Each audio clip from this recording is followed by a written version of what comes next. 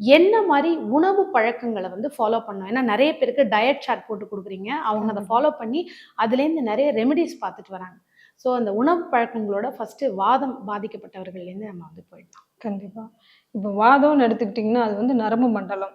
எப்போ ஒரு மனுஷனுக்கு உடம்புல வாதம் அதிகமா இதாக ஆரம்பிக்குதோ, நம்ம உடம்பு வந்து சரியான முறையில இருக்கும்போது, நம்ம கை, கால்கள் வந்து இயக்கம் சரியா இருக்கும். ஏன்னா, நரம்பு மண்டலம் வழியா தான் நம்ம கை, கால்கள் எல்லாமே இயங்குது. ஏன்னா, நரம்பு மண்டலத்துக்கு சரியான ரத்தம் போம்போது தான் நமக்கு இயங்குது. அப்போ ஒரு மனுஷனுக்கு வாதம் உடம்புல வந்துருச்சு. இப்போ ஒரு கை ஒருத்தர் வந்து நல்லா வேலை செஞ்சுட்டு இருக்கிறார். திடீர்னு அவருக்கு கையில ஒரு பெயின் வருது. ஏன் பெயின் வருதுன்னா, அவருக்கு என்ன அந்த கை மட்டும் வெயிட்டா இருக்கும்.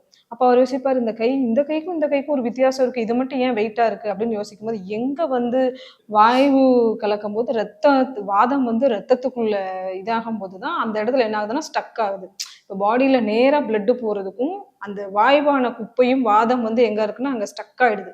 அப்போ அந்த கையில மூவ்மெண்ட் இருக்காது அவங்களுக்கு. இதுவரைக்கும் நல்லா இயங்கிட்டு இருந்துச்சுன்னா, வாதம் இருக்கும்போது என்ன ஆகும்னா, நேரா இருக்கிற உடம்பையும் பொசிஷன மாத்திரும்.